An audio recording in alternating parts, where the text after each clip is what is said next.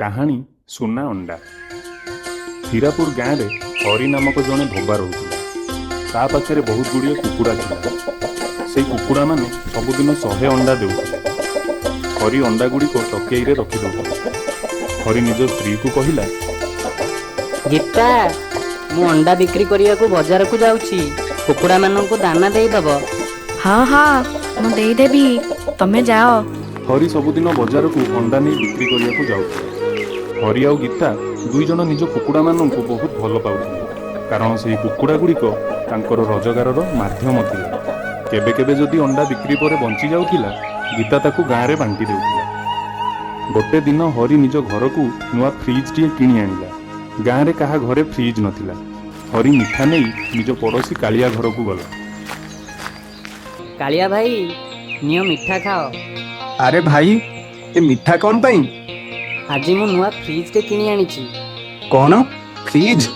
ବଢିଆ ବଢିଆ, ଭଲ ହେଲା। କାଳିଆ ହରି ଉପରେ ବହୁତ ଈର୍ଷା କରୁଥିଲା। ହରି ପଳେଇବା ପରେ କାଳିଆ ନିଜ ସ୍ତ୍ରୀକୁ କହିଲା, ହରିର କୁକୁଡ଼ା ଗୁଡ଼ିକ ତ ତାକୁ ଧନୀ କରେଇ ଦେଲେଣି, ହେଲେ ଆମ ଗାଈକୁ ଦେଖ, ଦିନ ଯାକ ମାତ୍ର 5 ଲିଟର କ୍ଷୀର ଦେଉଛି। କାଳିଆର ସ୍ତ୍ରୀ, ଆଉ ଯେବେ ତାଙ୍କ ଘରେ କିଛି ନୂଆ ଜିନିଷ ଆଣୁଛନ୍ତି, ଆମକୁ ଜଳେଇବା ପାଇଁ ଆମ ଘରକୁ ମିଠା ନେଇ ଆସୁଛନ୍ତି। କେମିତି ହୁଅନ୍ତା ଯଦି ଆମେ ତାଙ୍କ କୁକୁଡ଼ା ଚୋରି କରି ଆମ ଘରକୁ ନେଇ ଆସନ୍ତେ? ଇଏ କଣ କହୁଛ ତମେ? ପାଗଳ ହେଇଗଲନି କି? ଚୁପଚାପ ଯାଇ କୁକୁଡ଼ା ମାନଙ୍କୁ ନେଇ ଆସ, ଆଉ ତାଙ୍କ ଉପରେ ରଙ୍ଗ ମାରିଦିଅ। ଲୋକ ପଚାରିଲେ କହିବ, ବଜାରରୁ ଆମେ ନୂଆ କୁକୁଡ଼ା ଆଣିଛୁ।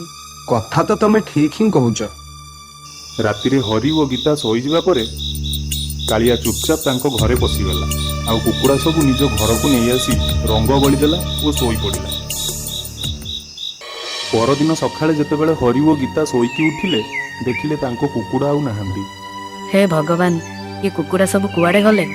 ହରି ଆଉ ଗୀତା ନିଜ ପଡ଼ୋଶୀମାନଙ୍କ ଉପରେ ସନ୍ଦେହ ନ କରି ଗାଁ ସାରା କୁକୁଡ଼ାମାନଙ୍କୁ ଖୋଜିବାକୁ ଲାଗିଲେ।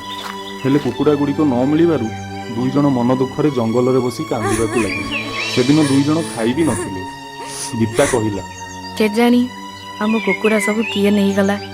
ଠିକ୍ ଏତିକି ବେଳେ ହରି ଦେଖିଲା ଜଙ୍ଗଲରେ କିଛି କୁକୁଡ଼ା ବୁଲୁଛନ୍ତି। ହରି ଓ ଗୀତା ଦୁଇଜଣ କୁକୁଡ଼ାମାନଙ୍କ ପାଖକୁ ଗଲେ। ଗୀତା ହରିକୁ କହିଲା, ଏଗୁଡ଼ା ତ ଆମ କୁକୁଡ଼ା ନୁହନ୍ତି।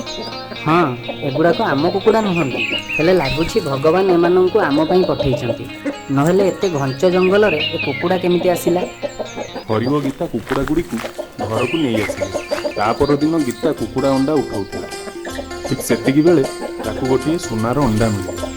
ଗୀତା ହରିକୁ କହିଲା, ଶୁଣୁଛ, ଦେଖିଲ ମତେ କଣ ମିଳିଲା? ଆରେ ଏ ତ ସୁନାର ଅଣ୍ଡା, ୟାକୁ କୁକୁଡ଼ା କେମିତି ଦେଲା? ପରଦିନ ସକାଳେ ଯେତେବେଳେ କୁକୁଡ଼ାମାନେ ଅଣ୍ଡା ଦେଲେ, ତା ଭିତରେ ମଧ୍ୟ ଗୋଟିଏ ସୁନାର ଅଣ୍ଡା ବାହାରିଲା। ଲାଗୁଛି ଏ କୁକୁଡ଼ାମାନେ ସବୁଦିନ ଗୋଟିଏ ସୁନାର ଅଣ୍ଡା ଦେଉଛନ୍ତି। ହରି ଓ ଗୀତାକୁ ସବୁଦିନ ଗୋଟିଏ ସୁନାର ଅଣ୍ଡା ମିଳିବାରୁ ସେମାନେ ବହୁତ ଜଲ୍ଦି ଧନୀ ହୋଇଗଲେ। ସେମାନେ ବଡ଼ ଘରଟିଏ ବନେଇଲେ ଓ କାରଟିଏ ବି କିଣିଲେ। ସେପଟେ କାଳିଆ ଯେବେ ବି କୁକୁଡ଼ାମାନଙ୍କ ଅଣ୍ଡା ଉଠାଉଥିଲା, କୁକୁଡ଼ାମାନେ ତାକୁ ଖୁମ୍ପିବାରେ ଲାଗୁଥିଲେ। କାଳିଆ ଓ ତା ସ୍ତ୍ରୀ କୁକୁଡ଼ାମାନଙ୍କୁ ମାଡ଼ ମାରି ଅଣ୍ଡା ଉଠାଉଥିଲେ। ଆରେ ଏ କୁକୁଡ଼ା ମାନେ ତ ନାକ୍ୟଦମ କରିଦେଇ ସାରିଲେଣି। ସେଠି ଏତେ ପ୍ରେମରେ ଅଣ୍ଡା ଉଠେଇବାକୁ ଦେଉଥିଲେ, ଆଉ ଏଠି ଏତେ ନଖରା ଦେଖାଉଛନ୍ତି। ହରିର ତ ଏତେ ବଡ଼ ଘର ହେଇଗଲା, ଆଉ ଗାଡ଼ି ବି କିଣିଲା। ବୁଝିପାରୁନି ତାଙ୍କ ଘରେ ଏତେ ଟଙ୍କା କୋଉଠୁ ଆସିଲା।